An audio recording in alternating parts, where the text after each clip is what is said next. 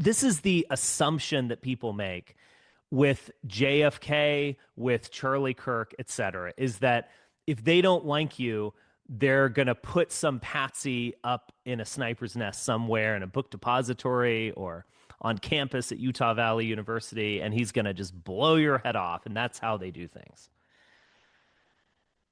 The fact that the JFK murder in Dallas and the Charlie Kirk murder in Utah were public is not a bug, but the central feature of both events. Like, let's say that Charlie Kirk got red pilled and now hates all Jews, and he told Bibi Netanyahu this.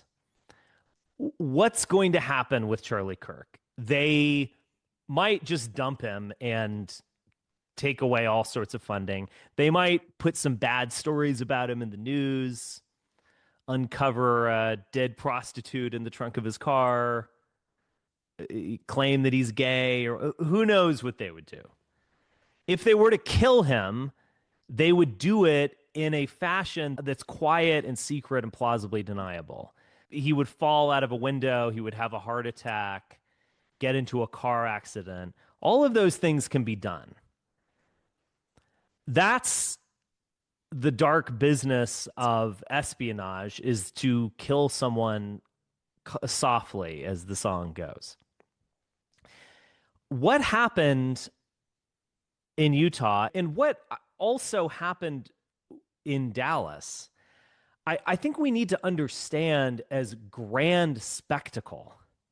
And you don't quite know how it's going to be taken. It's obviously going to create chaos and opinions on all sides, but it is theater on some level. I mean, JFK was murdered in a parade while driving in downtown Dallas through Dealey Plaza, waving at people, waving at fans. The shock is not incidental. The shock is perhaps, even in the JFK case, the main event. The fundamental motive is to create that shock. Charlie Kirk was murdered publicly before hundreds of people live streaming it, before thousands of people gathered, before millions of people watching it around the world. It was meant to be a spectacle. So he was, in a way, meant to be martyred. He wasn't just taken out because he had some bad opinions or had a falling out with Netanyahu or whatever. He wasn't taken out. He was martyred live on stage. Now, you can take that in all sorts of directions. What was it, a warning to others? Maybe.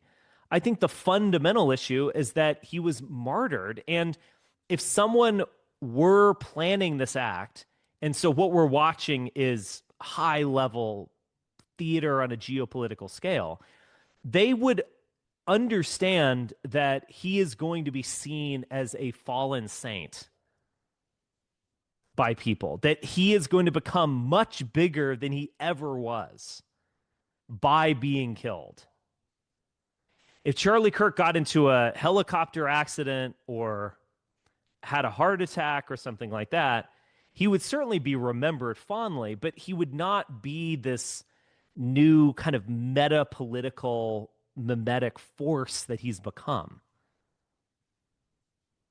So this is yet another reason why I don't buy the story being spun by Tucker, Candace, Max Blumenthal, etc., is that they're treating this like an assassination as opposed to understanding it properly as grand theater and martyrdom. They're thinking that Israel must have hated Kirk and that's why they got rid of him. That's not the right way to think of it. In a way, Israel would be loving Kirk in the sense that they are making him a myth and not a man by doing this. So why would they want to be doing that if he's about to turn on the Jews?